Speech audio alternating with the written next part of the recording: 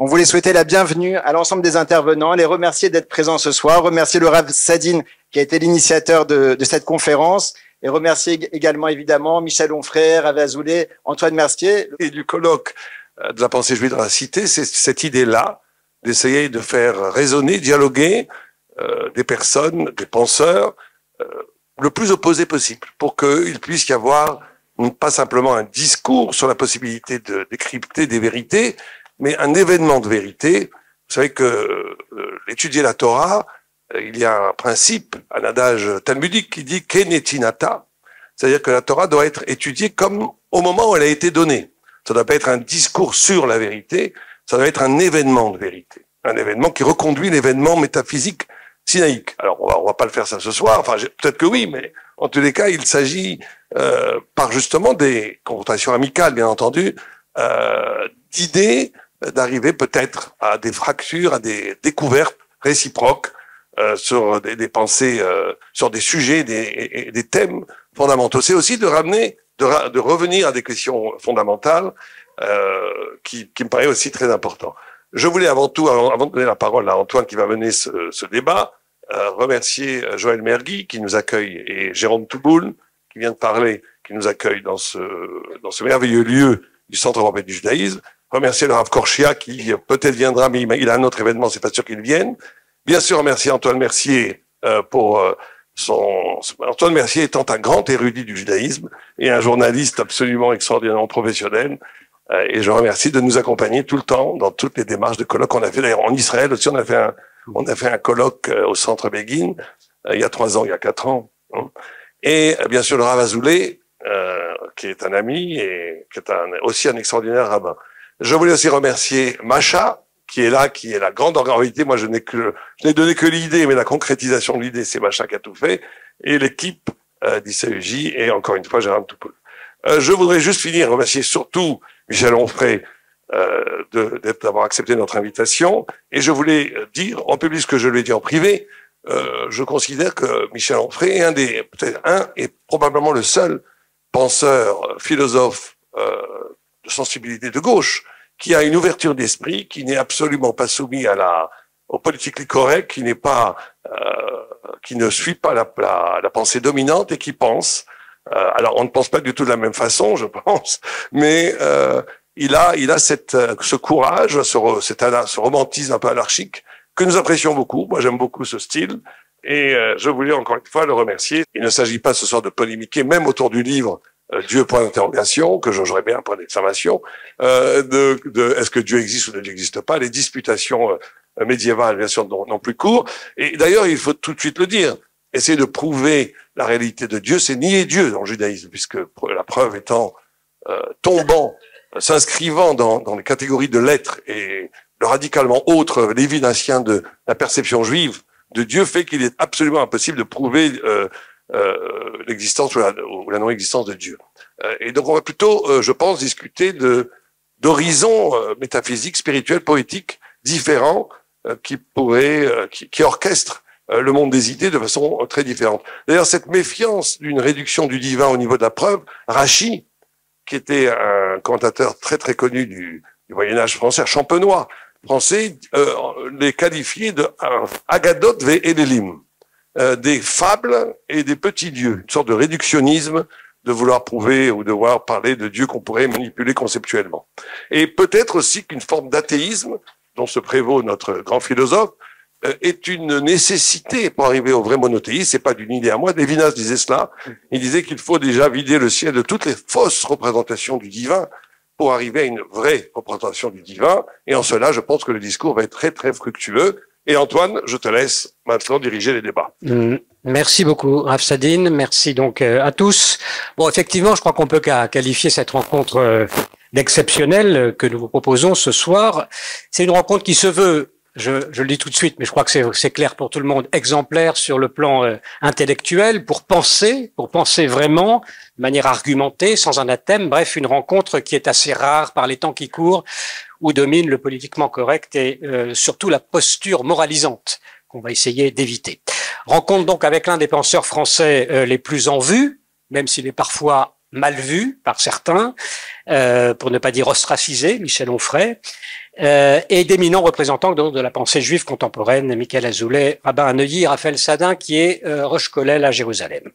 Merci donc d'avoir rendu ce moment possible d'abord à vous, Rav Azoulay, parce que c'est vous qui avez ouvert ce dialogue avec Michel Onfray, dans lequel nous nous engouffrons, avec lequel vous avez entretenu donc une correspondance qui a été prolongée et qui a fait l'objet d'une publication aux éditions Bouquin. Et le livre s'intitule, comme on le sait, Dieu, point d'interrogation, le philosophe et le rabbin. Michel Onfray, ce livre vous a donné l'occasion de, comme l'a rappelé le rabbin Azoulay, d'aller faire le tour des communautés, finalement, peut-être de faire votre coming out, si je puis me permettre. Comment vous avez perçu, comment vous vous sentez dans ce nouvel environnement que ce livre vous a finalement apporté? D'abord, merci pour votre invitation et je suis très heureux d'être en votre compagnie. Moi, mon père était un paysan, un ouvrier agricole qui n'avait pas de culture, mais qui avait été formé par 20 siècles de Virgile, je dirais, et par 20 siècles de catéchisme. Et mon père ne parlait pas de Dieu, il parlait du bon Dieu. Il ne parlait pas de la Vierge, il parlait de la Sainte Vierge. Il parlait du petit Jésus. Et un jour, il me dit, mais Jésus est juif. Et évidemment, je prends l'information. C'est-à-dire, je suis pas théologien, hein, j'ai 5, 6, 7 ans, là, vraiment. Et voilà, Jésus est juif, voilà. Et il se fait que mon père a été né en 1921, il a connu la guerre, la libération, s'est faite la fin de la bataille de la Normandie s'est terminée dans notre village. Et je n'ai jamais mon père entendu tenir un propos antisémite, jamais. À chaque fois qu'il a été question des Juifs, c'était lointain parce qu'il n'avait pas cette culture, mais c'était un grand peuple. Voilà, c'est tout, pas plus. Donc évidemment, le judaïsme a été ça pour moi, c'est-à-dire que plus tard, c'est vraiment plus tard quand j'ai commencé à me dire mais ça veut dire quoi judéo-christianisme. Et l'expression est chez Nietzsche, mais je me disais mais qu'est-ce qu'il veut dire par là? Et cette idée du tuilage entre le judaïsme puis le christianisme, qui donnera le judéo-christianisme, ce qui n'empêche pas évidemment le judaïsme, ça m'a conduit directement sur des questions de civilisation et de société. Il y a des tuilages. Parlions tout à l'heure des 4 temps, c'est vous qui m'avez appris cette chose-là sur le temps romain. Et je vous disais alors nous sommes encore dans un temps romain, mais je pense qu'il y a eu Assur, Sumer, Babylone, etc. Et puis qu'il y a eu les Grecs puis les Romains, ceux qui donnent les Grecs aux Romains, puis qu'il y a eu les Juifs puis les chrétiens, ceux qui donnent les Judéo-chrétiens, et que ces tuilages se font à chaque fois, et qu'on garde des choses, qu'on passe à autre chose aussi. Mais je dirais, je ne voudrais pas être dans la flagornerie, mais je me suis toujours senti juif. C'est-à-dire que le jour où effectivement, dans mon arbre généalogique et dans une analyse ADN, on me dit vous êtes juif et viking en même temps, il y a un mélange des deux, puisque je descends de Danois qui sont arrivés en Normandie au Xe siècle. Je vois que vous avez envie de faire. C'est plutôt ashkénaze, ça, oui, c'est ça. Oui. Michael Azoulay, vous répondez quand même à Michel Onfray sur ce point en disant que l'universel ne peut s'atteindre précisément que par le singulier. Ouais. Et il y a là un paradoxe qu'il faut peut-être expliquer. Que je vais expliquer. Mais juste avant, je reviens sur ce qu'a dit Michel sur le « tu ne tueras point » qui serait un absolu. Vraiment, j'insiste là-dessus, il n'y a aucune valeur absolue dans la tradition juive. J'ai un exemple. Le Zohar dit que dans le Décalogue, lorsqu'il est écrit « tu ne tueras point », entre l'eau, la négation, et tirtsar, ne pas tuer, il y a un signe disjonctif qui sépare les deux mots, qui peut donner comme traduction « non, tue ». Ça veut dire qu'il y a des situations où je dois tuer. Par exemple, malheureusement, Israël est souvent confronté à ça, tuer l'agresseur qui vient pour me tuer. Lève-toi avant, dit le Talmud, et tue celui qui veut te tuer. Donc il y a des situations où malheureusement, on doit tuer si on ne veut pas se faire tuer. Tendre la joue gauche, c'est pas très juif, en réalité. Donc quand on doit se défendre, donc ce que je veux te dire, Michel, c'est que dans la tradition juive, ce qui la caractérise, c'est justement un refus de l'absolu. Aucune valeur en soi n'est absolue. Premièrement. Mais ça, peut-être qu'on pourra en discuter par ailleurs. Ensuite, sur l'universel, alors, je pense que la tradition juive, comme d'ailleurs la plupart des traditions religieuses, il y a une tension entre particularisme et universalisme. C'est-à-dire qu'à la fois, Michel a raison, il y a des éléments particularistes dans la tradition juive. Je pense à tout ce qui est rituel.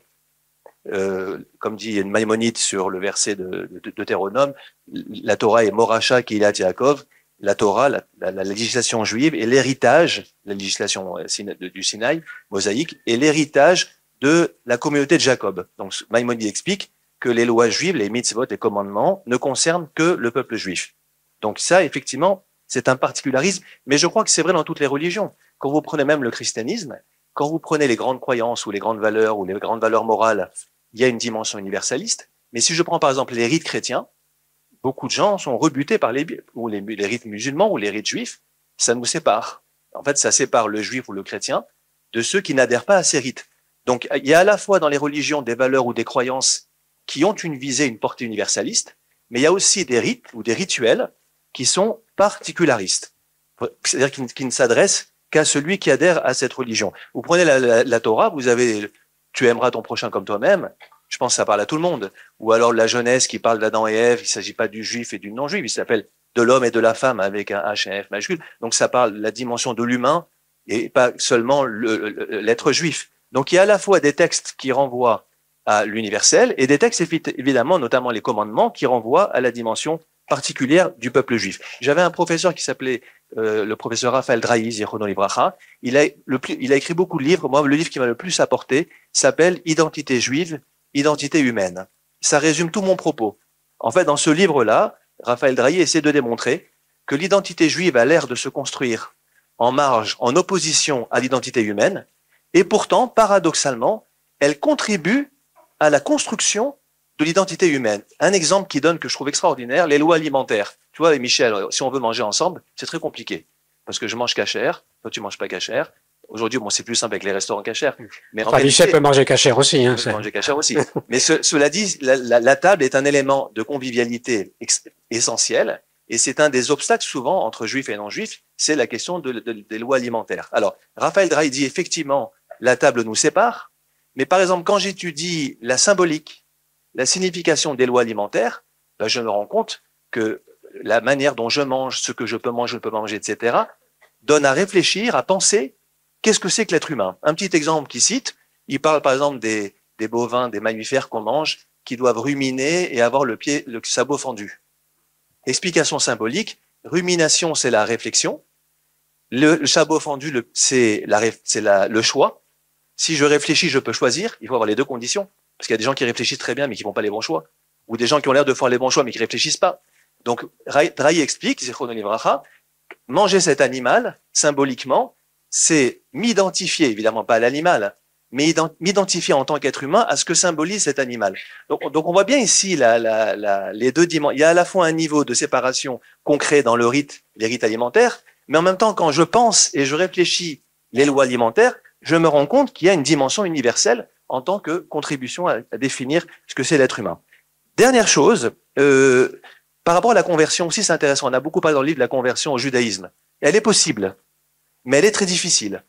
Donc on voit bien encore cette tension entre d'un côté universalisme, puisque finalement le peuple juif n'est pas proprement parlé endogamique, il s'ouvre aux non-juifs, mais en même temps il s'ouvre avec des limites et des conditions parfois difficiles à réunir. Donc à nouveau on sent cette tension. Et puis enfin une dernière chose, et là je réponds à votre question, finalement alors à quoi ça sert le particularisme? Ça sert justement, et là je reprends une idée que j'aime beaucoup de Shmuel Trigano, qu'on a reçu il n'y a pas longtemps à Neuilly, qui explique que quand vous avez un ensemble, et que vous retirez un ensemble avec plein d'éléments, et que vous sortez un élément de l'ensemble, l'élément permet aux autres éléments de se définir par rapport à lui. En d'autres termes, le peuple juif, par sa singularité, oblige les autres nations, comme disait Manitou, parce que chaque nation a son génie propre, oblige les nations finalement à se définir par rapport à ce peuple juif, et finalement, ils sortent de l'anonymat dans lequel on est plongé lorsqu'on est dans une masse, dans un ensemble où finalement les identités sont totalement anonymisées, si je peux dire. Donc finalement, l'intérêt du particularisme, de la singularité, c'est précisément de donner à réfléchir à l'autre, et c'est un petit peu d'ailleurs ce qui s'est passé avec Michel et moi. Donc la confrontation finalement aux différents permet de comprendre et de saisir quelle est ma différence. Je voudrais qu'on revienne au sujet de la croyance, car et donner la parole au Rav Sadine là-dessus pour répondre à ce que vous avez dit tout à l'heure. Bon, il y a une discussion dans la tradition, notamment entre Maïmonide et Nachmanide, sur le point de savoir si croire en Dieu est ou non un commandement. Les kabbalistes considèrent qu'on ne peut, on l'a évoqué tout à l'heure, on ne peut ni de doigt même rien dire de la source infinie du Ein Sof, pas même qu'elle existe. Comme le Gaon de Vilna affirme que l'existence est une catégorie humaine, donc on ne peut pas dire de Dieu qu'il existe. Dans ces conditions, Rav Sadin, je vous donne la parole pour que vous nous expliquiez comment Dieu peut venir à l'idée, finalement, pour reprendre le titre de Lévinas. En quoi le judaïsme n'est-il pas aussi, d'une certaine façon, un athéisme? Non. Et en quoi est-il aussi? Non, comme on l'a dit, l'athéisme, qui est de s'affranchir d'une image, d'une vision du divin anthropomorphique, qui projetait en vérité tout ce que dit Michel Onfray, et serait peut-être le début du judaïsme. C'est-à-dire le refus d'une vision religieuse où l'homme, dans une posture anthropomorphique, projeterait. D'ailleurs, ce n'est pas que Feuerbach, c'est déjà un penseur de l'Antiquité qui disait cela, qui disait si nous avons des têtes de lion, on inventerait des dieux avec la tête de lion. C'est déjà les Grecs, certains penseurs grecs athées, avaient déjà cette idée que les dieux étaient une pure invention humaine. Alors, je vais justement essayer à partir de textes du Talmud, de développer une vision, d'essayer d'exposer quelle est la relation que le juif, que le judaïsme propose d'avoir avec justement le divin. Et il y a des textes tout à fait surprenants. Et là, qui demandent effectivement l'herméneutique, l'exégèse de façon absolument radicale, au sens où c'est très compliqué de les comprendre. Mais il y a par exemple un texte que j'aime beaucoup, qui est très connu d'ailleurs, qui s'appelle le Tanur de Harnaï, le four de Harnaï, où il y a une discussion entre deux rabbins, Rabbi Eliezer et tous les rabbins dans le grand Sanhedrin. Est-ce que un four est un instrument qui peut recevoir l'impureté ou pas? Bon, est-ce qu'il est toujours l'instrument? Et Rabbi Eliezer dit donc une question complètement technique. Rabbi Eliezer dit non, les sages disent oui, donc discussion dans le Sanhedrin. Et tout d'un coup, Rabbi Eliezer dit si j'ai raison, il fait un miracle. Il dit que le caroube s'arrache. Il y a beaucoup de symbolique, 400 coudées, 200 coudées, ça fait référence. Le caroubier, oui. Le caroubier. Et les sages, pas du tout impressionnés par le miracle, disent on n'apprend pas de preuve d'un miracle, d'un caroubier. On dit si j'ai raison, il y a des symboliques là-dedans. Il dit que l'eau qui coulait, la rivière qui coulait dans le Sanhedrin, que l'eau coule à l'envers. Et elle coule à l'envers pour montrer, il voulait leur signifier par là, vous avez une pensée qui suit le cours des choses, moi je suis capable de remonter à la source. Les rabbins, pas du tout impressionnés, en disant on n'amène pas une preuve d'une rivière. Alors à la fin, Rabbi Eliezer, qui était un très grand rabbin, dit j'en ai marre, si j'ai raison, que Dieu lui-même vienne et dise que j'ai raison. Et donc Dieu vient et dit Malachem im Rabbi Eliezer shalacha kamoto bechol davar. Qu'est-ce que vous venez discuter avec Rabbi Eliezer? Que la vérité est comme lui, la loi est comme lui en toute chose. Et se lève Rabbi Yoshua, et il dit, alors, excusez-moi, avant ça, il y a un autre événement. Il dit, si j'ai raison, ça c'est très frappant, et ça c'est après incompréhensible, que les murs s'écroulent, et que nous mourrons tous. Parce qu'il vaut mieux la mort que le mensonge. Et Rabbi Yoshua se lève et dit, oh, les murs commencent à s'écrouler. Et Rabbi Yoshua se lève en disant, ne vous mêlez pas de... Si les rabbins font la guerre du sens, de quoi vous mêlez-vous? Et on nous dit que les murs se sont arrêtés de s'écrouler, mais ne se sont pas redressés par respect pour Rabbi Eliezer, mais ne se sont pas écrasés par respect pour Rabbi Yoshua. Et le Maharal de Prague, il voit une tension qui serait le nœud même de la métaphysique juive. Et on va voir que c'est fondamental. Que c'est ça, la posture de la vérité juive. Ce n'est pas accepter une vérité toute faite du bon Dieu. Ce n'est pas non plus une production humaine qui donnerait du sens et qui, d'un point de vue anthropomorphique, un peu comme vous le voyez, projeterait de la métaphysique pour donner un sens éternel à sa vie. C'est une confrontation entre la violence métaphysique qui viendrait du haut et une résistance humaine qui donnerait l'interprétation, l'herméneutique, et qui créerait des murs penchés. Et la Gemara a dit une phrase extraordinaire, tout Beth Midrash, tout lieu d'étude, toute université, toute académie, dont les murs ne seraient pas penchés, n'en serait pas une. On ne ferait que dire des banalités. S'il n'y a pas cet événement de tension entre le haut qui s'écrase vers le bas et le bas qui résiste au haut, et s'il n'y a pas cette tension, il n'y a pas d'événement de vérité. Et la Gemara continue, il dit, si j'ai raison, que Dieu vienne dire que j'ai raison. Dieu dit, Rabbi Eliezer a raison, et les rabbanim disent, lo beshamaimi, la Torah n'est pas dans le ciel. Elle est donnée à l'interprétation humaine. Et à ce moment-là, on nous raconte que Eliyahu Hanavi, le prophète Eliyahu, nous dit qu'il a demandé à Dieu ce qu'il en pensait. Et qu'est-ce que Dieu pense de cette histoire, de cette révolte de ses fils, quelque part, qui n'acceptent pas que la halakha est comme Rabbi Eliezer.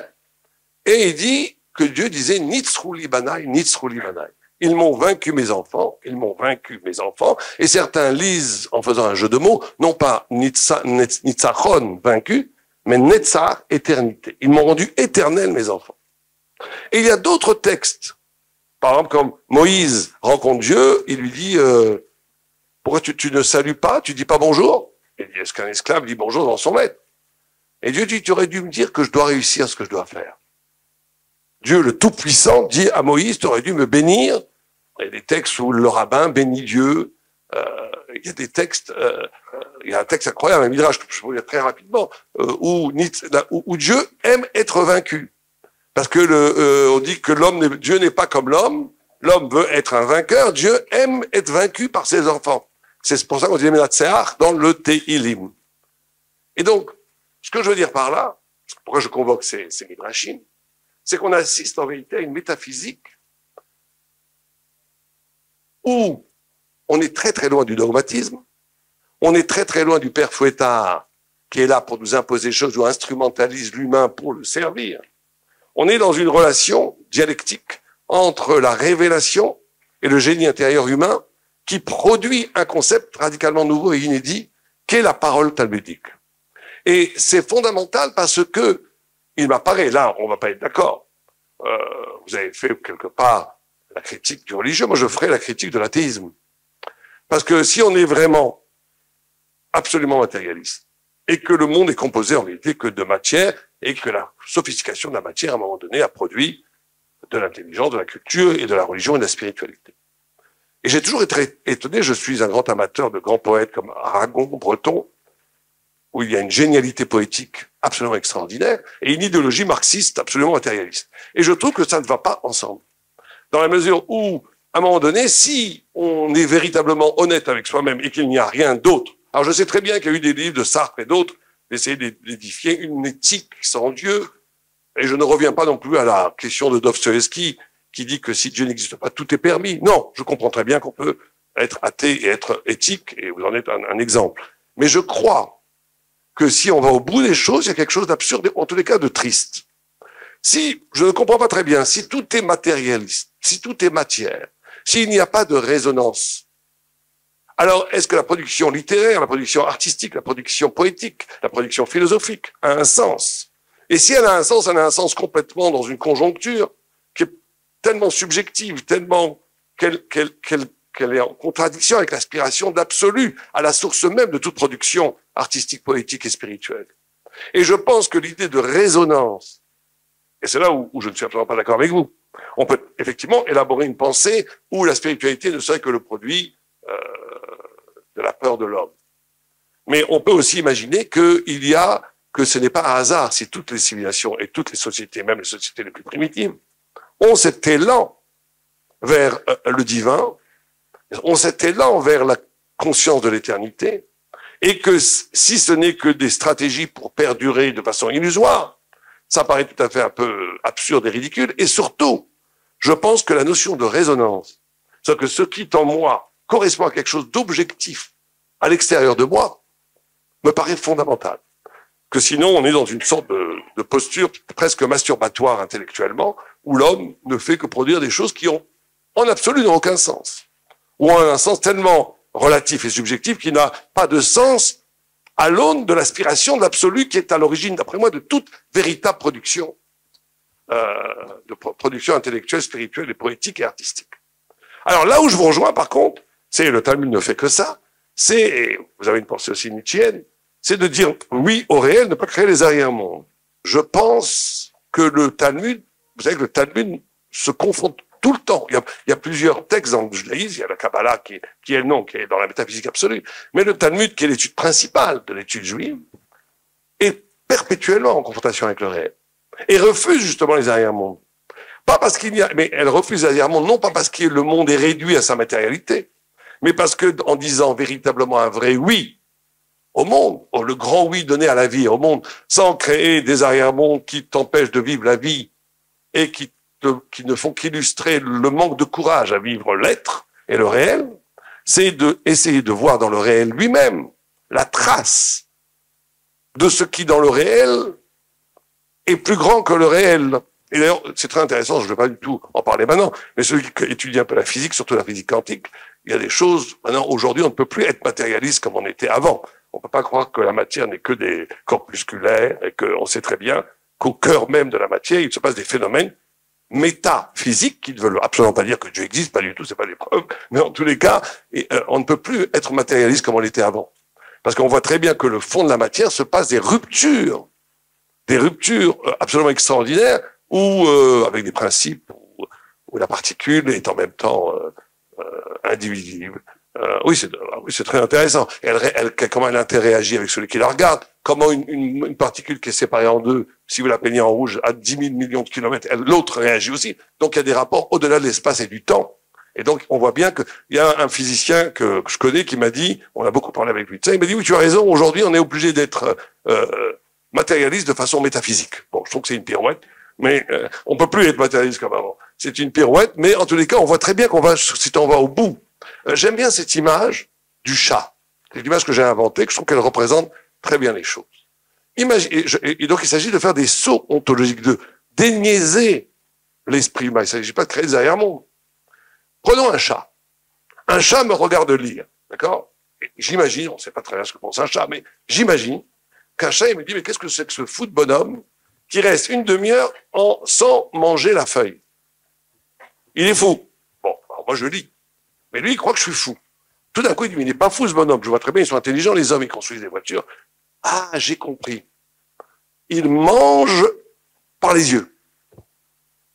Est-ce qu'il aura compris ce que c'est la lecture? Non.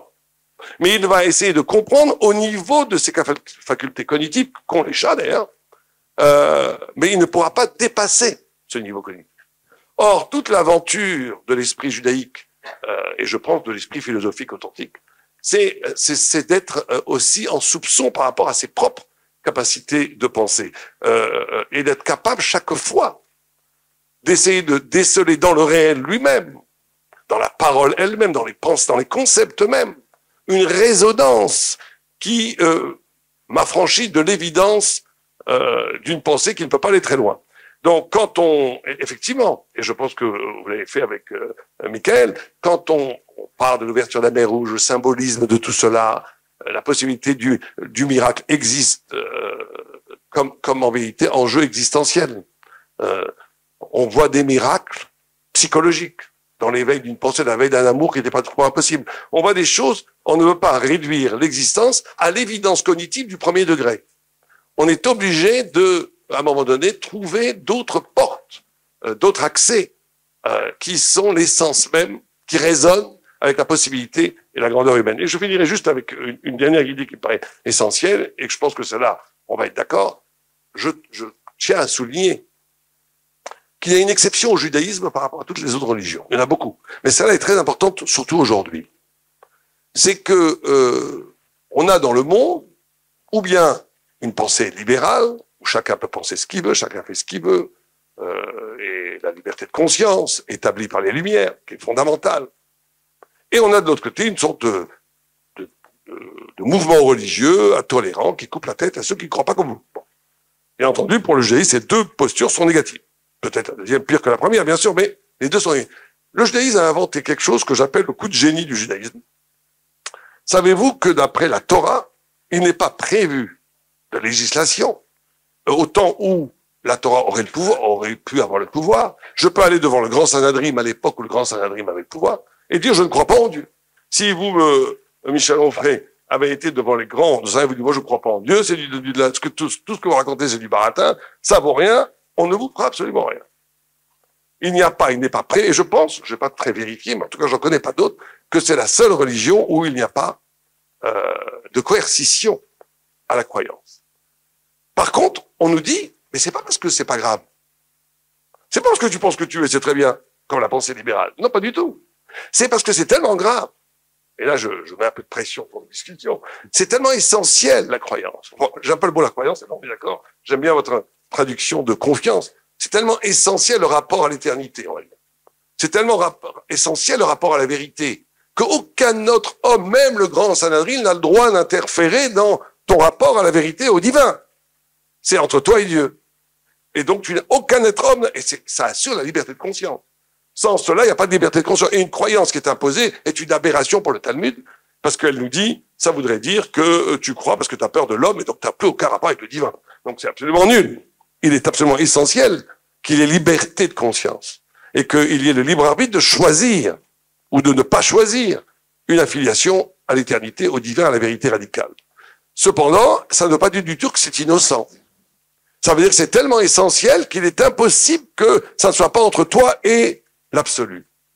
Et en ce sens-là, je pense que notre discussion est importante, parce que ce ne sont pas simplement des discussions métaphysiques, philosophiques, abstraites. Il en va en vérité de la dignité et de l'éternité de l'homme lui-même. Son rapport à la vérité. Moi, j'ai une définition de l'humain, de l'humanus, pas du tout l'homme qui parle comme chez Aristote, ou le Faber, l'homme qui construit. C'est l'homme qui s'intéresse à un ailleurs. Quand vous mettez de la musique face à du Bach à côté d'un chat, ça n'intéresse pas. Quand vous le mettez, le fait d'être sensible à quelque chose qui n'est pas alimentaire, qui va pas te renvoyer de la possession, qui va rien te donner, si ce n'est la vibration de l'âme. Le fait d'être sensible à la beauté. D'ailleurs, la Gemara a un texte extraordinaire qui dit que la beauté est la chose la plus importante au monde. Au point où elle nous dit, vous connaissez cette histoire, j'ai encore une minute, où encore une histoire du Talmud que j'aime beaucoup, où Rabbi Eliezer Elazar était malade, et Rabbi Yochanan vient le voir, et il le voit pleurer. Il dit, pourquoi tu pleures? Est-ce que parce que t'as pas beaucoup d'argent? Il dit, mais non, l'argent, on s'en fiche complètement. Est-ce que parce que t'as pas assez étudié? Il dit, mais non, chacun étudie ce qu'il peut. Est-ce que parce que tu as eu tes enfants qui sont morts? Il dit, non, je sais très bien que les gens vivent ce qu'ils doivent vivre. Certains un jour, certains 100 jours, certains 100 ans, certains... Tout est... Alors pourquoi tu pleures? Il dit, parce que tu es tellement beau, Rabbi Yochanan était tellement beau, et que cette beauté un jour va pourrir sur la terre. Et Rabbi Eliezer dit, si tu pleures pour ça, alors je pleure avec toi, ils pleurent tous les deux. Et le Maharal de Prague nous dit, parce que la beauté est... vous savez que quand on doit acheter il faut en offrir d'ailleurs bientôt à Michel Onfray, des phylactères ou des talis, on doit mettre un tiers de plus d'argent pour que ça soit beau. Et le Maharal pose toujours ces questions qui ont l'air un peu primaires, mais qui ont été des perspectives extraordinaires. Il dit, pourquoi un tiers? Pourquoi pas un moitié? Pourquoi pas un quart? Il dit, le tiers, vous savez que dans l'homme, il y a 3 niveaux d'âme. Il y a le nefesh, qui est l'énergie spirituelle.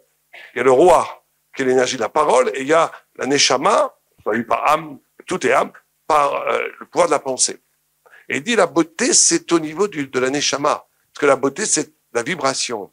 Je répète ces mots, la vibration de l'âme, non alimentaire et sans retour. C'est-à-dire c'est une pure contemplation, une pure émotion. Et c'est en même temps divin et c'est en même temps mortel. C'est pour ça que c'est la seule chose sur laquelle on doit pleurer. Que c'est en même temps divin et mortel. Et donc, je pense qu'il faut aussi réfléchir, on va essayer de réfléchir ensemble, dialoguer sur cette dimension, comment quelqu'un d'athée absolument peut envisager, sans tomber dans... Même Camus a posé Albert Camus, qui était un remarquable moraliste, a posé cette question. Et il a dit, l'homme se révolte. Bon, j'ai jamais compris sa réponse, vous allez l'expliquer. Je vois pas encore la révolte elle justifie peut-être de façon existentielle. Mais en quoi ça donne un sens par rapport à la revendication ontologique, phénoménologique dans l'homme, de son rapport à l'absolu? Si l'homme découvre que rien n'est absolu, que tout est relatif, que rien n'existe vraiment, si ce n'est de la matière, comment expliquer, sans résonance, sans que ça ne corresponde à rien du tout en dehors, ce besoin absolument universel du rapport à la beauté, à la vérité, à la production artistique et spirituelle? Voilà, Michel Onfray, il y a de quoi, j'imagine, répondre. Je vais peut-être rassembler cet exposé par une question. Est-ce que le désintéressement peut venir du matérialisme? Oui, moi j'aurais aimé répondre point par point à ce que vous avez dit. Vous en prie, hein. Je vais quand même essayer de faire une synthèse. Je pense que il y a 2 choses qui m'intéressent. C'est la question de la généalogie du sentiment esthétique, et puis c'est la question de la possibilité d'une métaphysique à l'endroit de la physique quantique. Donc sur la première chose, moi je ne crois pas qu'on puisse imaginer que... alors, vous avez eu la gentillesse de dire qu'il y avait des athées vertueux. Depuis Pierre Bayle, on le sait. Et il y a des athées vertueux, mais il y a aussi une spiritualité chez les athées. Et c'est pas forcément une spiritualité chrétienne qui serait... je souscris à tout ce qui dit le christianisme, mais je ne crois pas en Dieu. Je pense que c'est plus compliqué que ça. Il faut lutter pour dire que on a un esprit, même s'il est fait de matière. Je pense que j'ai fait un livre contre...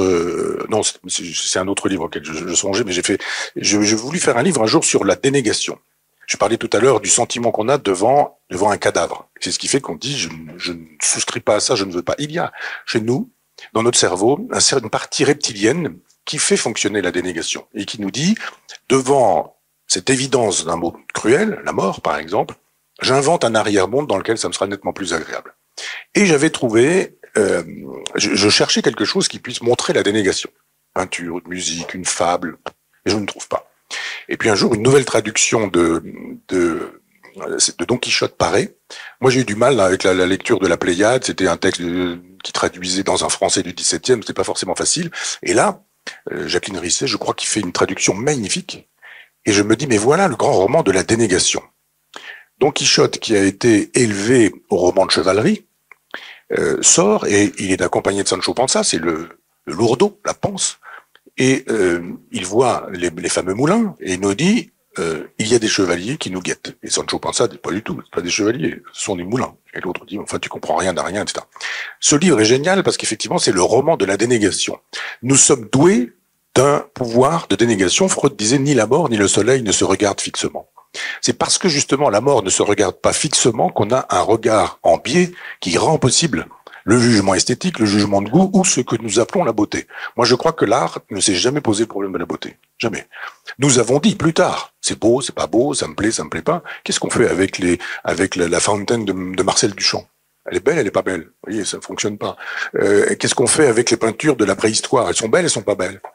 Moi, je pense que c'est parce qu'il y a au XVIIIe siècle une réflexion sur la question de l'esthétique, le mot surgit à ce moment-là, avec Baumgarten, que d'un seul coup on se met à parler du beau. Et le beau est associé au bien, qui est associé au vrai, qui est associé au juste, qui est associé à Dieu. Et c'est pas étonnant que, au moment de la mort de Dieu, il y ait aussi la mort du bien, j'ai parlé de Dostoïevski tout à l'heure, qu'il y ait aussi la mort du beau, et que, en même temps que Nietzsche, le beau, le bien, le vrai, tout ça disparaît.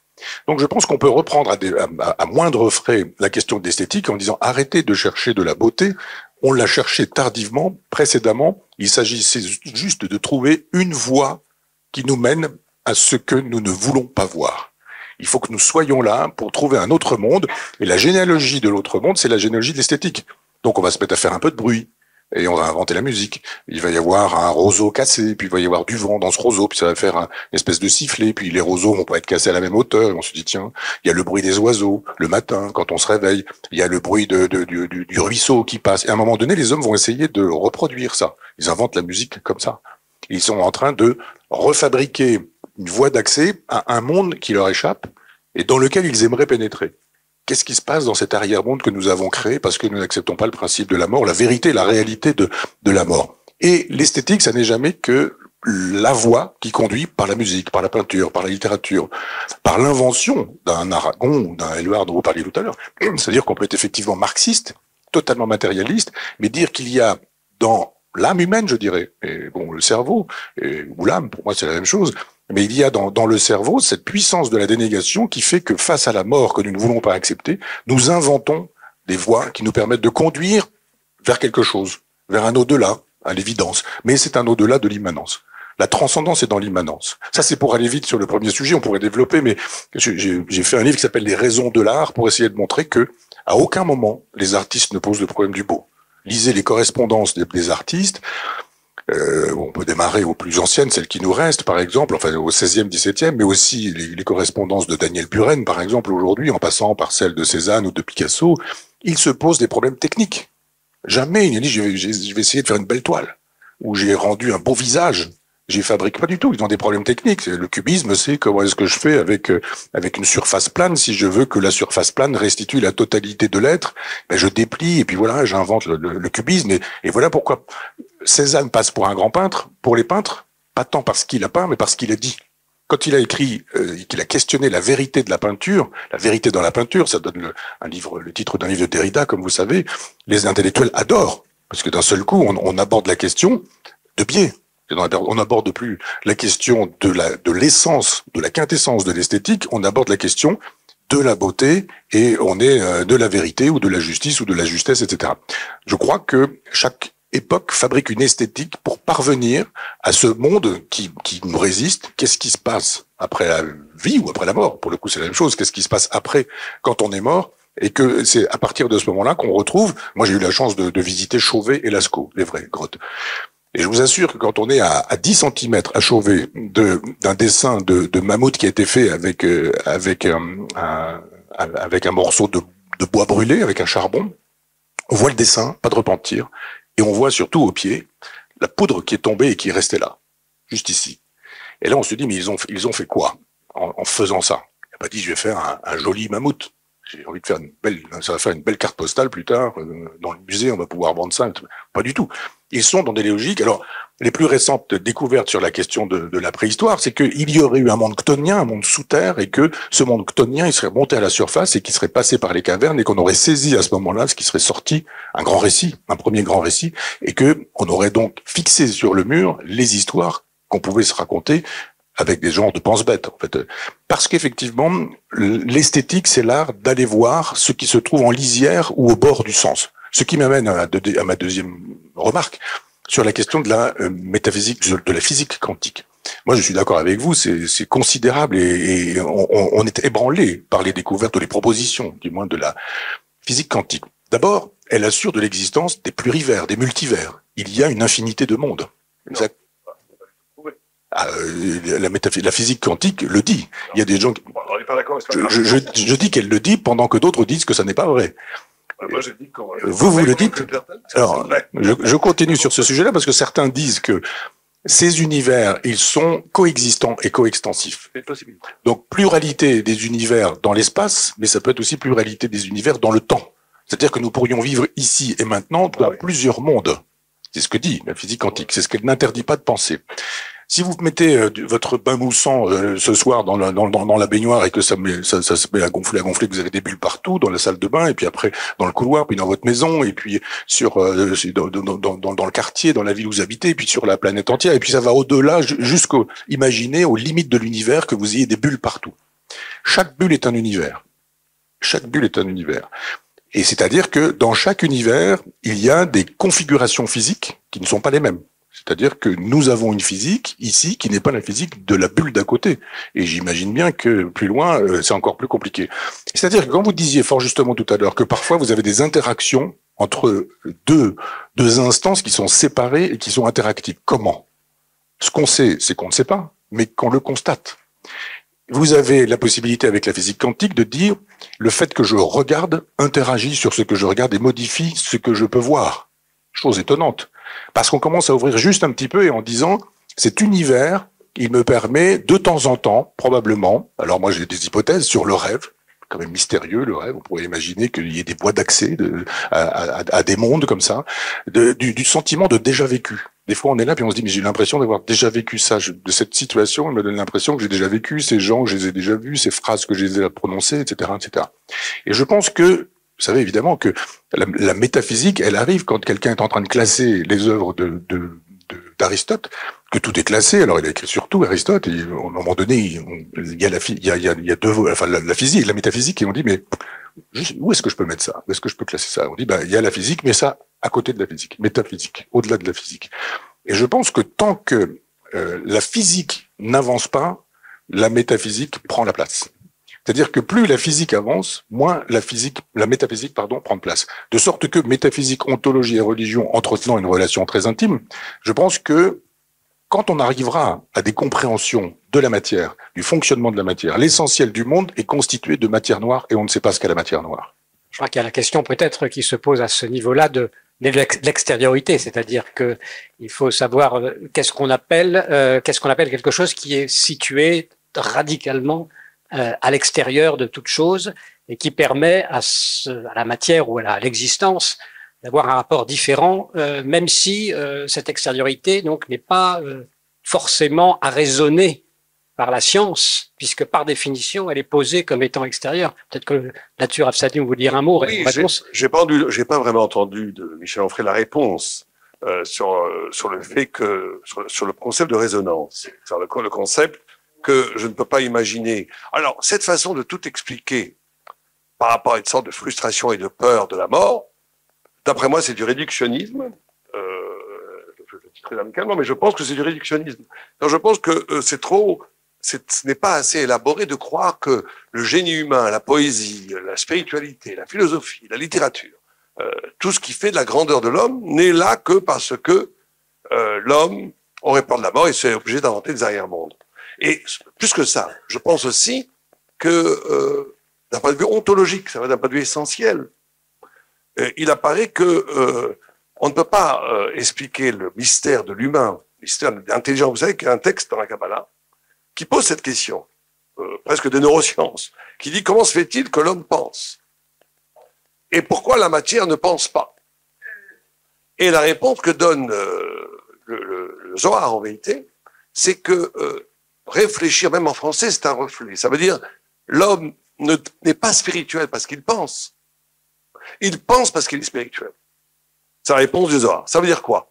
Ça veut dire que normalement, si on est dans un monde complètement clos, matérialiste, radicalement matérialiste, il n'y a pas, à mon sens, de possibilité de vraiment penser la liberté, et ni l'arrachement. Quand les existentialistes, dont Jean-Paul Sartre, que vous n'aimez pas trop, dit l'existence précède l'essence, qu'est-ce qu'il veut dire? Il ne veut pas simplement dire qu'il faut exister après donner du sens.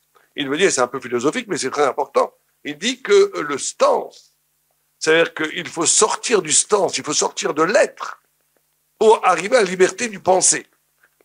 Vous mettez à côté d'un chat qui meurt de faim des grains, pour des choses simplement, il va se laisser mourir de faim parce qu'il ne va pas pouvoir s'arracher de l'image qu'il a des grains, il ne va pas penser à les moudre et à faire du pain et à les cuire et à le manger. Et donc toute pensée implique un arrachement à la matière. Et c'est ce qui permet de penser. Quand l'homme est capable de s'arracher de l'évidence de la matière, il crée du concept et le concept après lui permet de dominer la matière. Mais la question que n'a pas posée Jean-Paul Sartre, c'est comment ça se fait que l'homme existe. Si l'homme existe, c'est qu'il sort il sort du stance pour penser, comment ça se fait qu'il sort du stance. Et le Zohar nous répond en disant c'est le chose qu'on appelle dans la Kabbalah la Haka'a, le coup de la lumière, c'est le fait que l'homme est frappé par quelque chose qui n'est pas lui, justement, qui l'éveille à l'altérité de lui-même, qui ouvre toute la possibilité du duo, qui est la base même de la réflexion, du reflet de la pensée, comme les ordinateurs 1, 0, 1, 0. Il faut qu'il y ait du double pour penser. Et un monde complètement matérialiste a du mal, d'après moi, à expliquer comment la matière presque, j'ai l'impression même que les matérialistes sont beaucoup plus, quelque part, religieux et superstitieux que ceux qui posent la notion du divin, parce que comment se fait-il qu'à un moment aujourd'hui, bon, c'est vrai que certains pensent qu'on vous transforme une carotte en éléphant avec le temps. Le temps, c'est le nouveau Dieu, on va vous donner quelques milliards d'années, à un moment donné, la carotte va devenir un éléphant, l'éléphant va devenir un homme, l'homme va devenir... Il y a une pensée comme ça, que à la base, il n'y a que la matière, en se sophistiquant, on arrive à l'esprit, à la religion et à l'image de Dieu. Dans la Torah, c'est exactement le contraire. On dit, Istakla be'oraita ve'bara alma. Que Dieu a d'abord créé la Torah. Que l'esprit, vous savez, on pourrait subsumer toutes nos discussions en vérité, hein, si on voulait. Toutes les discussions qu'on peut avoir entre Torah et philosophe à une seule et unique discussion. À une seule et unique discussion. Est-ce que la matière est plus originelle que l'esprit ou l'esprit plus originel que la matière? C'est en vérité la seule question. On peut avoir une vision du monde, comme certains scientifiques l'ont, quand ils disent nous sommes les fils des poussières des étoiles, en pensant qu'avant il n'y a que de l'énergie, et que l'énergie, à un moment donné, en se refroidissant, crée les premiers atomes, les atomes créent la première loi universelle de la gravitation, et qu'après, les galaxies se forment, et qu'après, sur notre Terre, par une chance incroyable, avec par hasard absolument extraordinaire, la vie se forme, le minéral va créer le végétal l'animal, l'animal va créer un animal un peu plus intelligent que les autres, qui s'arrache, qui à un moment donné crée de la parole, de la culture, de la spiritualité, avec l'image de Dieu au bout. C'est une façon de voir les choses. Et la Torah nous dit exactement le contraire. Et d'ailleurs, certains scientifiques reconnaissent aujourd'hui, je ne veux pas parler d'un point de vue scientifique, et je n'aime pas du tout la méthode d'amener la science pour prouver Dieu, je trouve que c'est une bêtise. Mais il y a quand même des choses intéressantes. Par exemple, que Aujourd'hui, il est évident qu'il y avait déjà des lois au moment, juste après le mur de Planck, juste après ce qu'on appelle vulgairement le Big Bang, des lois pour organiser l'univers. Or, si les lois sont créées par la matière et que la matière n'existe pas encore, c'est compliqué. C'est compliqué pour les athées d'expliquer cela.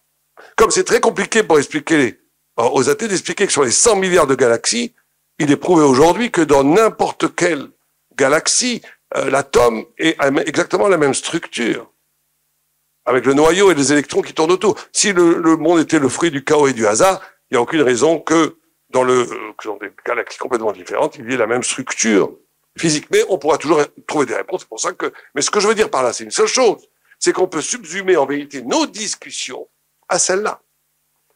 Et moi, il me paraît beaucoup plus aventureux d'un point de vue logique, d'un point de vue raisonnable même, de considérer que la matière inerte va créer de la vie et que la matière inerte va créer de la pensée.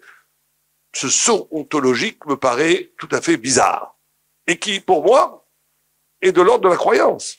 Quand vous, Michel Onfray, encore je répète, je vous apprécie beaucoup. Je ne veux absolument pas entrer dans une confrontation au-delà des concepts, et je le dis sincèrement. Mais quand vous répétez que le Dieu, c'est toujours le résultat de l'homme qui en a peur, qui a peur de la mort, il construit des arrière-mondes parce qu'il refuse le réel. Il y avait un autre philosophe, il s'appelait, qui a écrit Le réel et son double. Voilà, qui lui n'a dit que ça toute sa vie, que l'homme refuse le réel et qu'on crée des doubles absolument illusoires. Je veux bien qu'on le pense, mais on ne peut pas l'affirmer d'un point de vue scientifique. C'est une croyance. C'est une croyance de dire cela. C'est une croyance absolue de dire cela. Parce qu'en vérité, on peut voir le monde phase 1, que l'esprit n'est que le résultat de la matière. Dans ce cas-là, vous avez raison. Mais on peut peut-être imaginer un autre scénario, que l'esprit était là avant la matière. Et c'est ce qui permet à la matière de s'organiser, de se façonner, de donner du sens. Et il me paraît, moi, que c'est beaucoup plus... Alors après qu'on donne à cet esprit, à cette dimension spirituelle, c'est pour ça, c'est là où la théologie négative est très importante. Le judaïsme n'a pas le problème avec l'identité du bon Dieu, comme votre père disait, parce que, bien entendu, le radicalement, on ne sait absolument pas qui est Dieu. Et c'est un des mystères les plus, d'après moi, le plus profond du judaïsme. Et je finis avec ça, si j'ai encore une minute. C'est que vous savez que le judaïsme, et Rav Azoulay confirmera ce que je dis, je pense, nous demande à nous tous, pas simplement aux grands saints, de mourir pour Dieu. Par exemple, si quelqu'un vient avec un sabre et vous dit je vous coupe la tête, ou bien vous agenouillez devant une idole, la halakha, la loi dit coupe-moi la tête. Je vais te couper la tête à tes enfants. Oui.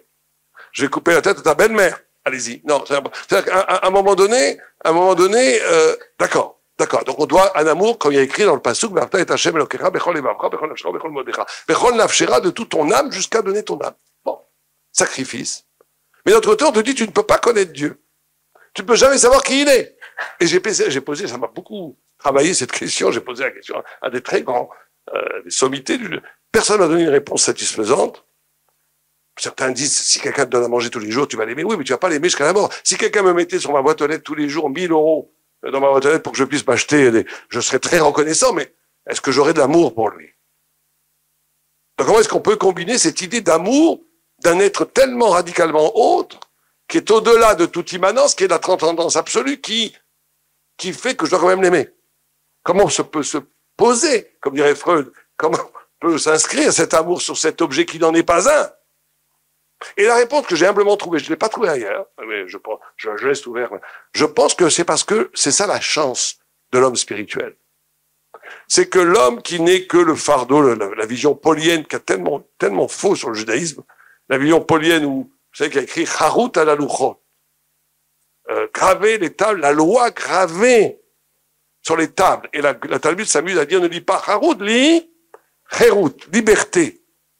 Alors moi, j'ai toujours posé la question, liberté, je veux bien vérité, mais tu ne tueras point, tu ne voleras point, tu ne convoiteras point, c'est peut-être la vérité, mais c'est pas la liberté. Et le Maharal répond que la liberté, la définition de la liberté, c'est d'être soi-même dans une dimension d'éternité. Être libre, c'est pas faire ce que je veux. Être libre, c'est d'épanouir son être absolument. Et on pourrait toujours dire que quelqu'un qui subit la loi de façon extérieure est un esclave de Dieu, mais pas tellement glorieux. Et celui qui n'a pas de Dieu est libre parce qu'il fait ce qu'il veut, mais en réalité, il ne fait jamais ce qu'il veut parce qu'il est colonisé par toutes sortes d'idéologies. Et le désir, Foucault a bien montré que la société capitaliste a ce grand génie de coloniser le désir, d'inscrire dans le désir lui-même de l'idéologie. Mais quand l'homme est en même temps lui-même dans une dimension du divin, c'est le bonheur absolu. C'est la béatitude absolue. Et donc, cette idée d'être de l'intérieur, donc je donne la réponse qu'en vérité, l'homme au plus profond. Et c'est pour ça qu'il y a un dialogue possible, une dialectique possible entre la transcendance et l'immanence. Et qu'il y a la possibilité de l'irruption d'une vérité qui naît de cette confrontation, et c'est tout le Talmud, entre l'immanence et la transcendance, et que la Torah n'est pas un gâteau tout vrai qui tombe du ciel, mais qu'elle est le fruit d'une confrontation entre l'immanence et la transcendance. Parce que l'immanence elle-même a la transcendance.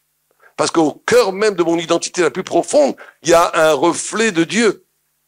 Et ce reflet de Dieu dialogue avec ce qu'on appelle la révélation. Et c'est la révélation elle-même qui ouvre l'esprit, qu'arrache l'esprit de la matière qui lui permet de penser. Voilà la vision. Alors, je sais très bien que vous allez me dire que non, moi j'ai pas besoin de prouver que Dieu n'existe pas, comme j'ai pas besoin de prouver, comme vous l'avez dit dans le livre, que des cigognes, que des dragons sont derrière les nuages. Bon, mais je pense que c'est une fausse réponse, dans la mesure où la question du divin, c'est une question fondamentale de l'être, l'origine de l'être. Elle n'est pas simplement est-ce qu'il existe des dragons ou des fantômes dans les châteaux. Elle est quelque chose de fondamental. Parce que logiquement, les deux options existent. Et comme logiquement les deux options existent, s'il y a création, il y aura peut-être créateur ou non. La théorie des multivers, je vous reprends peut-être sur ce point-là, qui n'est pas exactement la physique quantique, mais que la théorie des cordes. Et la théorie des cordes, comme comme de grands physiciens disent, il n'y a aucune preuve expérimentale sur ça. C'est absolument, il n'y a aucune preuve qu'il y ait des multivers. Mais l'idée que et d'ailleurs c'est pour ça que vous êtes là, je pense, de se questionner et de se mesurer à la question du pourquoi de l'être implique nécessairement la question métaphysique du divin. C'est pas juste une question auxiliaire, est-ce qu'il existe un être ou pas un être. C'est la question même de l'être. C'est vrai qu'on aborde la question, ce qu'on a coutume d'appeler depuis Spengler, le déclin de l'Occident. C'est l'un de vos thèmes de prédilection, Michel Onfray, dans un livre que vous avez publié il y a quelques années, qui était intitulé de manière explicite « Décadence », vous annonciez que l'Occident était en phase terminale. Et vous y faites allusion aussi dans le livre qui nous occupe, puisque vous écrivez que la chrétienté est en péril, muet devant le livre et l'image, l'Occident entre dans le silence. Et dans votre blog, encore, on peut lire récemment, le bateau coule, nous sommes sur le Titanic, on n'empêchera pas la collision avec l'iceberg ni le naufrage. L'Europe judéo-chrétienne va couler par le fond, soyons du moins comme Caton l'Ancien sur le pont, digne et droit, debout et probe. Il ne faut pas que le nihilisme passe par nous, la probité est la seule résistance qui nous reste. Il me semble intéressant peut-être de confronter votre constat, Michel Onfray, à celui que peut en avoir, par exemple, le Rav Sadine ou le Rav Azoulay sur ce qui se passe aujourd'hui en Occident. C'est notre question, évidemment, qui nous concerne très, très directement.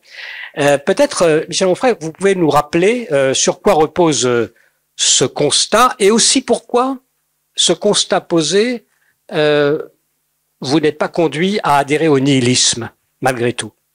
Quand j'étais au collège et que j'ai lu le meilleur des mondes, j'avais appris le mot ectogénèse, c'est-à-dire cette idée qu'on peut faire des enfants en dehors d'un utérus de femme. Là, on est même obligé de faire un pléonasme. Donc, c'était dans des machines.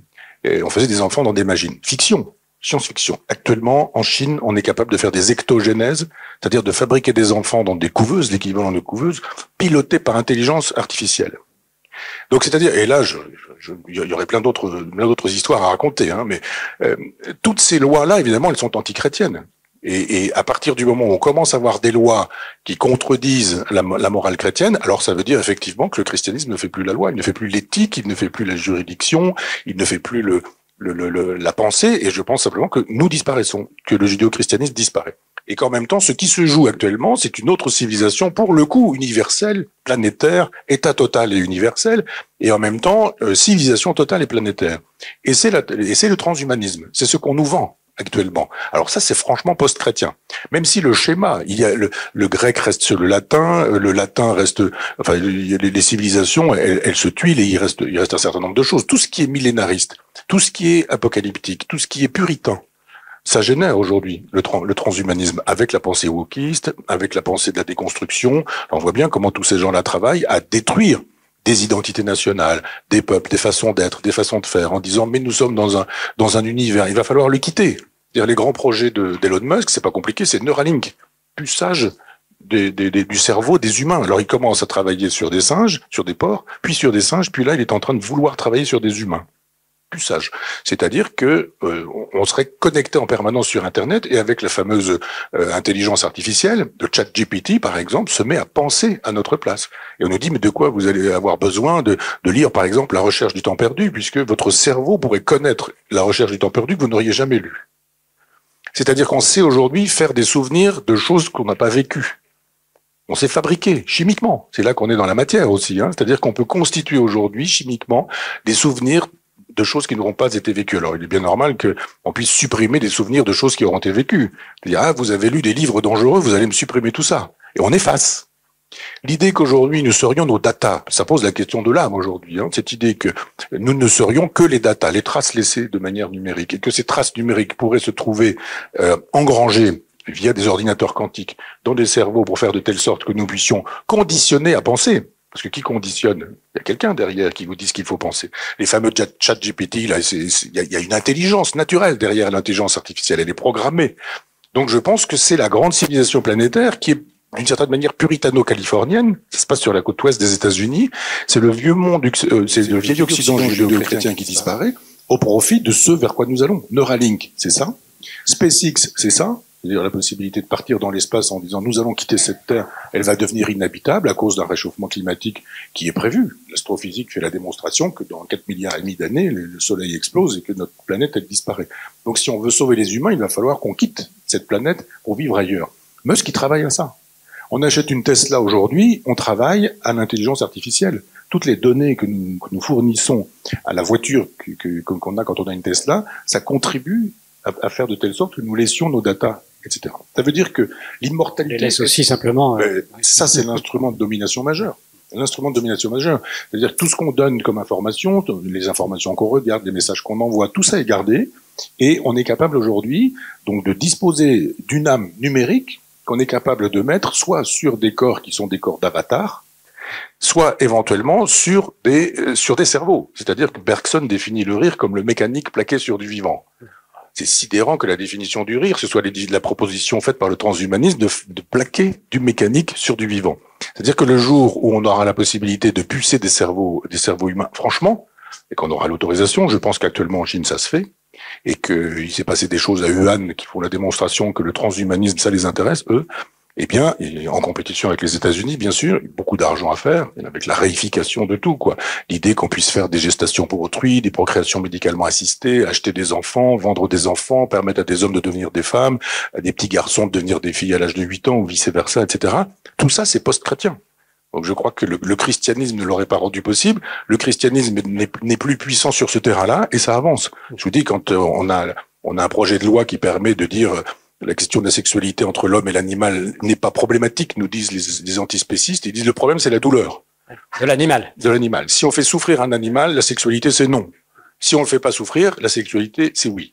Donc, ce ne sont pas des délires, mais ce sont des propositions qui sont faites par les fameux wokistes ou les fameux déconstructionnistes aujourd'hui. Donc, je pense que quand on en est là, la civilisation est à sa fin. Cette civilisation judéo-chrétienne elle est à sa fin. Mais la civilisation transhumaniste est pas loin. On est dans la situation de saint Augustin qui assiste à l'effondrement du vieux monde romain et qui ne sait pas que le christianisme va s'installer et que ça va prendre la place et qu'il est là, lui, dans un moment charnière. Je pense que nous sommes dans un moment de charnière. Cette civilisation s'en va.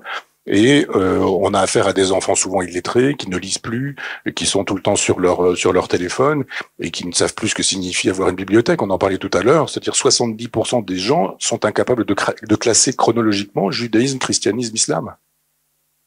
70%. Eh oui, donc terrible. Voilà, j'ai voulu que vous répétiez un petit peu, enfin que vous reformuliez cette critique, parce que je pense que ça serait intéressant peut-être de la confronter à celle que vous avez aussi, Rav Sadine, ou peut-être Rav Azoulay. Pour parler de l'Occident, la tradition juive évoque souvent Ésaü, Rome, le quatrième empire. Dans le livre sur l'antisémitisme que nous avons mis par écrit avec Rav Sadine, vous analysez, vous, ce principe aussi du dernier empire qui renvoie à la quatrième bête de Daniel, qui s'en prend pour les récupérer et pour survivre à toutes les manifestations de la transcendance. Voilà. En quoi cet empire, ce quatrième empire... Juste avant de laisser la parole au Rav Sadine, non, simplement, bon, il y a eu beaucoup de désaccords dans ce livre, mais là, c'était un point où on était en accord, c'était effectivement sur la question de l'autonomie et de l'hétéronomie. Ça veut dire que finalement, parce ce soir, on a parlé beaucoup de la croyance en Dieu, pourquoi croire en Dieu.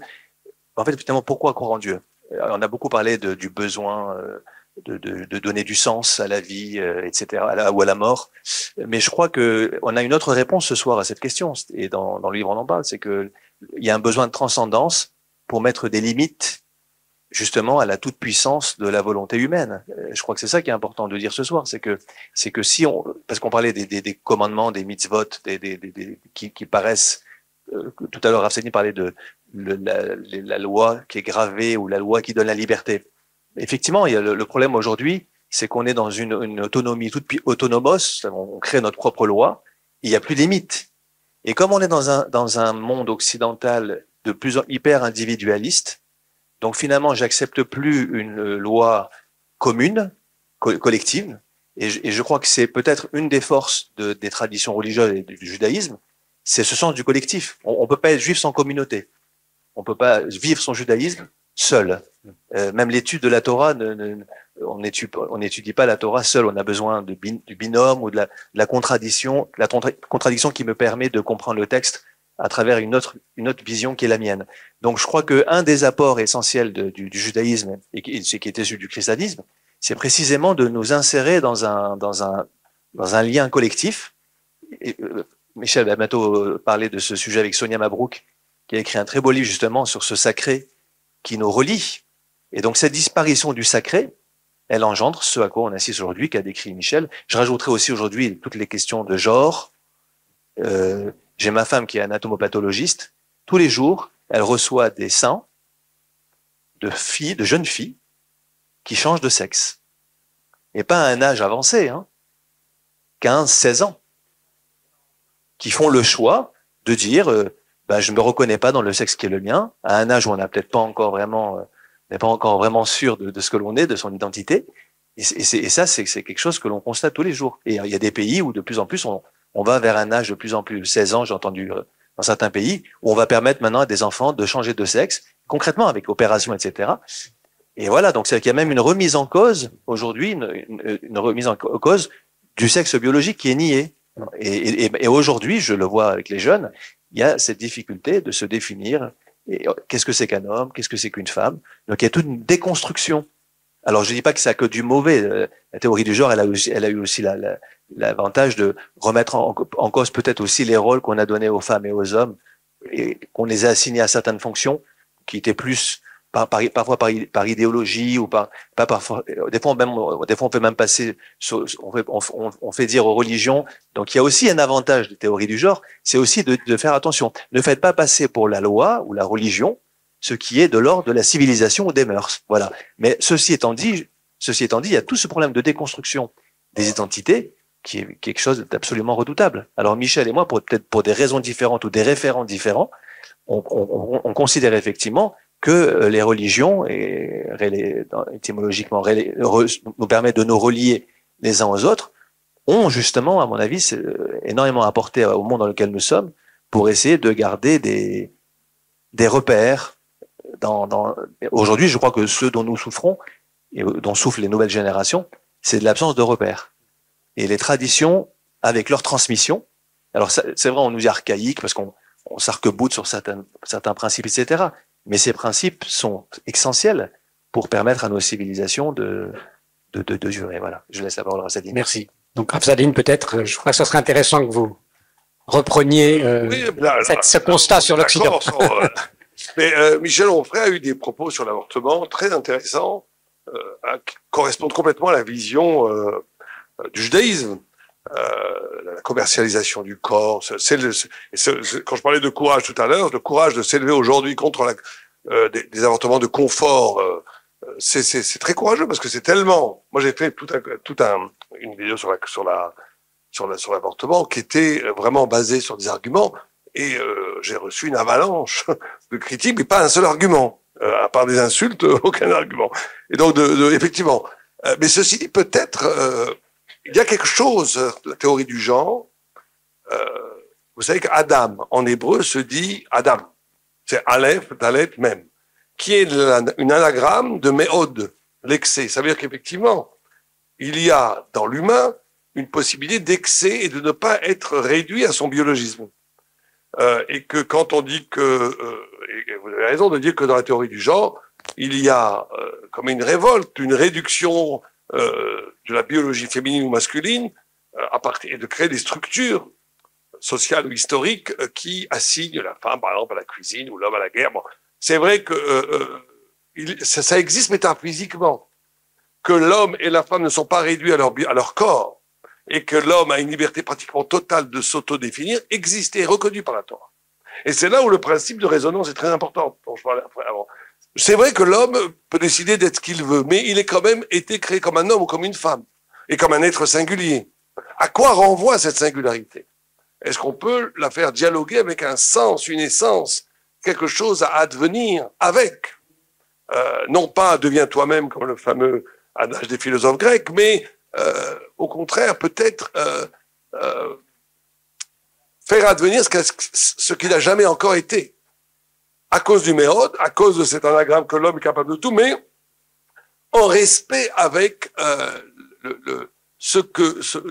quelque chose qui n'est pas moi, qui est le fait que j'ai un corps masculin ou féminin, ou le fait que je sois homme, ou faisant partie d'un peuple X ou Y. Et donc, justement, cette subtilité-là du Talmud, qui en même temps reconnaît que on ne peut pas réduire l'homme à sa biologie et que l'homme est absolument libre de s'autodéfinir comme il veut, mais que d'un autre côté, cette liberté, si elle trace une voie en roue libre, elle amène à une catastrophe, c'est à ce niveau-là qu'il faut penser ces questions-là. Sur la question de la fin de civilisation, juste un mot, il y a une Gemara, il y a un Talmud, il y a une Gemara qui nous dit que, chose tout à fait intéressante, on le ramène dans le livre d'ailleurs, où Rabbi Yoshua ben Levi demande à quelqu'un où est le Messie. Alors, il dit le Messie, je vais te dire où il est. Il est où? Alors moi où est-ce que vous auriez mis le Messie, vous, par exemple? Quelqu'un a une idée? Où peut bien-il se trouver? Où se trouve le Messie? Personne ne sait? Dans le gouvernement israélien, peut-être. Non, ça sûrement pas. Peut-être l'anti-Messie, pas l'antichrist. Comment? Ouais, ça, vous connaissez la réponse. Alors moi, je l'aurais mis au Kotel, je l'aurais mis à Jérusalem, dans cette merveilleuse ville. La Gemara nous dit qu'il est à la porte de Rome. Et bon, il y a une très belle histoire, il arrive. Et le Maharal de Prague, encore lui, nous se pose la question, mais pourquoi Rome? Pourquoi pas Jérusalem? Et il répond parce que justement, il y a un processus historique qui est déjà annoncé par la Torah. Qu'il va y avoir, bon, je ne vais pas rentrer trop dans les détails, mais il y a eu, vous savez que dès le début de la création est signifiée de façon prophétique toute l'histoire de l'humanité. Puisqu'il y a écrit, Ba'aretz haïta tohu v'bohu, al pnei atehom, ve'ruach elokim, ve'rachefet al pnei hamayim. Et nous dit déjà le village il y a 2000 ans que ce sont les 4 grandes civilisations qui vont couvrir, avec l'Égypte, qui est le matriciel, aussi sur mur Babylone, mais avant, l'Égypte, qui est le matriciel des civilisations, qui va faire Babylone, la Perse, la Grèce, Rome, Édom, jusqu'à nos jours l'Occident. Et que c'est déjà signifié et le Midrash s'interroge, mais comment ça se fait qu'au début, avant qu'il y ait la liberté humaine, il y a déjà ces civilisations qui vont s'opposer au divin, quelque part? Et il répond une chose extraordinaire en disant, bara, je crois que c'est la seule, en étymologie, la seule langue, ça veut dire en hébreu extériorité. C'est-à-dire le drame de la création, c'est d'être dans l'exil de Dieu. Et au point où le Rav Nachman de Breslav dit, Dieu a d'abord créé le néant et après a créé l'être à partir du néant. Et il dit que les racines de l'interrogation qui vont jusqu'au néant sont par définition plus proches de la lumière originelle du néant que celui qui va faire des superstructures superstitieuses du divin dans l'être. Et nous dit-il que il explique comme ça cette histoire du Messie à Rome, en disant que voilà, on va créer chaque fois des figures pour contredire le divin, l'absolu ou la vérité pour nous. Mais à un moment donné, le coup de génie de l'humain ça va être le coup de génie de l'Occident qui est en déclin, c'est de créer le néant. Parce que la seule chose qui pourrait rivaliser avec la vérité divine, c'est le néant. Parce que tant que vous proposez quelque chose de positif, on pourra toujours le démonter. Le socialisme, ça marche pas, ça marche pas, le capitalisme, ça marche pas. Dès que vous présentez une figure d'une vérité alternative à la vérité radicale du divin, vous pourrez toujours la démonter. Mais quand vous présentez du néant, c'est indémontable. Aujourd'hui, par exemple, la phrase la plus difficile à combattre pour un rabbin, et je crois que Michael, tu es confronté avec ça aussi, c'est pourquoi pas. Voilà, tout ce qu'on va vous dire, on va dire pourquoi pas, je veux me marier avec une vache à la mairie, mais je l'aime, elle m'aime, on est amoureux, pourquoi pas? Pourquoi pas? Allez répondre, dit pourquoi pas? Pourquoi pas? Toi t'aimes les hommes, toi t'aimes les femmes, toi t'aimes les animaux, moi j'aime les pierres, bon, pourquoi pas? Allez, je vous laisse, respecte-moi, je te respecte, chacun fait ce qu'il veut. Ça renvoie à une pensée du néant. Ça renvoie à une pensée du néant parce que c'est une pensée où il n'y a rien qui existe en soi. Et c'est le coup de force du déclin de l'Occident que de, justement, créer une civilisation qui est basée en vérité sur une absolue destruction de toute réalité transcendante ou même immanente qui aurait du sens.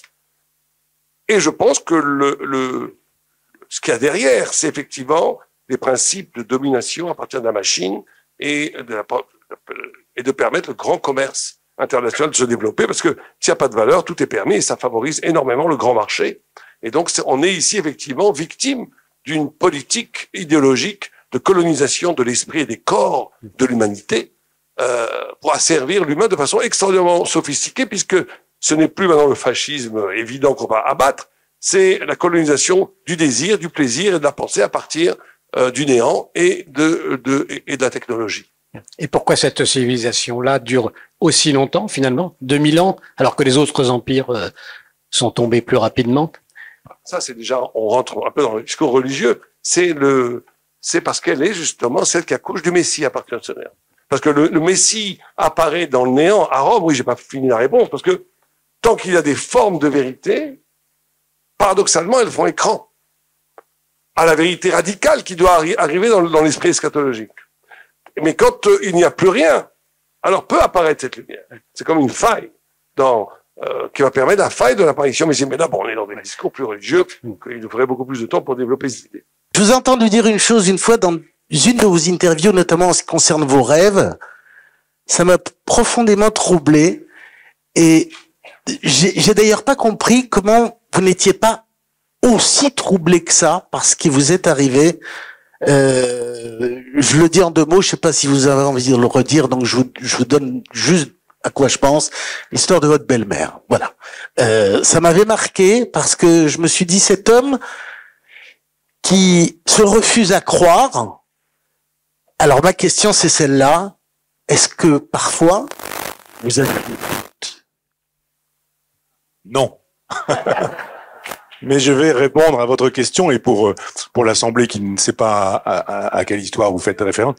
Non, mais à 3 heures du matin, un jour, je suis en train de dormir, évidemment, j'ai une espèce de cauchemar et je vois un corps enfin, sur un suaire, hein, il y a la forme d'un corps et ça tombe, et je me réveille en sueur et j'ai le cœur qui bat à tout rompre et je regarde l'heure, il est 3 heures du matin, je viens de faire un cauchemar.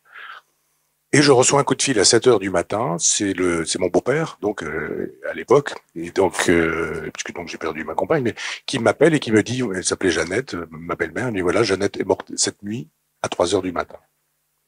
Donc de facto, il y a eu ça chez moi, c'est-à-dire cette idée que à 3 heures du matin, je vois une forme de corps dans un suaire qui tombe, et dans cet abîme qui me réveille, cette transpiration, ce cœur qui bat à tout rompre. Alors la leçon, c'est que je pense qu'il y a un moment donné où il y a de l'humilité à dire je ne sais pas. Il y a de l'humilité à dire je suis factuellement devant ça, mais je ne sais pas l'expliquer. Après c'est facile, hein. Vous dites ça c'est bien la preuve que elle a communiqué, elle m'a envoyé un message, c'est bien la preuve que, etc., etc. On a eu Michael a une très belle phrase, il dit la foi ça ne se prouve pas, ça s'éprouve. Et je lui dis on arrête là. Si ça s'éprouve et que ça se prouve pas, voilà quoi. Vous savez, il y a un très beau texte du Ramchal qui dit douter, c'est nul. Parce que le doute, c'est très bourgeois. Je doute, et bien que je bouge pas. Questionner, c'est merveilleux. C'est-à-dire qu'il y a une différence fondamentale entre le doute, où le douter ne m'amène nulle part. Par contre, des questions qui n'ont pas de réponse, il y en a. Et il n'y a pas une page de Talmud où il n'y a pas de questions. Vous avez Chochma, qui veut dire intelligente en hébreu. C'est une anagramme, encore une fois, de Koachma. La force du quoi. Le questionnement, l'interrogation, et c'est pour ça qu'on n'a pas réponse à tout. Pas du tout. Et que la réponse de Dieu est jamais invoquée dans le Talmud pour donner aucune réponse. Est-ce que tu connais une page du Talmud où on dit c'est le bon Dieu? Il n'y en a pas une seule. Par contre, il y a un questionnement perpétuel. Et il n'y a pas une page de Talmud sans question. Mais la différence entre le doute et le questionnement, c'est que le doute assume inconsciemment qu'il n'y a pas de réponse. Alors que le questionnement assume le fait que j'ai pas de réponse peut-être, mais qu'il existe une réponse que peut-être un jour j'arriverai, que probablement pas, mais que c'est pas grave, je pose la question. L'esprit de Dieu, mais aussi la nature de Dieu n'est pas la même. Et moi, je dois dire que je suis nettement plus intéressé, surtout après vous avoir rencontrés tous les deux. Je veux dire, le haut degré d'élaboration conceptuelle, le génie herméneutique, ça me plaît beaucoup plus pour le philosophe que je suis que éventuellement le bouddhisme, par exemple, pour ne pas accabler d'autres religions, mais le bouddhisme qui estime que si vous mangez un poisson, c'est que peut-être c'est votre grand-père que vous êtes en train de manger, parce que mettant psychose, mettant somatose, etc. Donc il y a des hiérarchies dans les religions, pour moi, et elles ne se font pas, ces hiérarchies, sur la question de l'universel ou du particulier, mais sur ce que vous avez dit fort justement, c'est-à-dire que cette petite religion nationale rend possible la planète. Toutes les inventions, l'avion, le bateau, le sous-marin, la conquête de la Terre, etc. C'est un produit judéo-chrétien.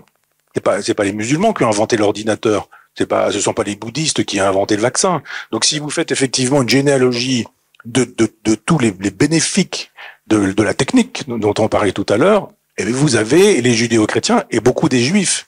Vous parliez, madame, tout à l'heure d'Einstein, vous dites, vous mettez Einstein, vous mettez Freud, vous mettez Marx, il y a quand même un génie incroyable. Et le nombre de prix Nobel. Il y a un moment donné où vous dites, regardez la démographie de votre petit peuple et sa grandeur sur la totalité de la planète, avec les découvertes, avec le génie, etc.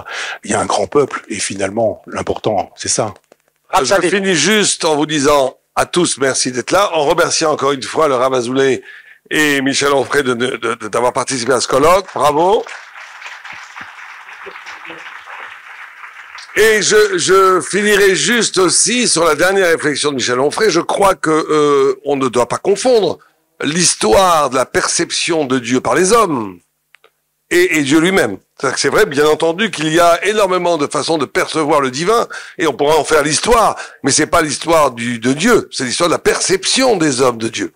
Mais en tous les cas, on pourrait encore discuter, rediscuter, c'est comme au Beth Midrash, vous savez, il y a pas quand vous rentrez dans une bibliothèque juive talmudique, vous avez un bruit assourdissant parce que tout le monde discute et on a reconduit un petit peu cet événement de vérité de discussion et d'échanges des fois forts.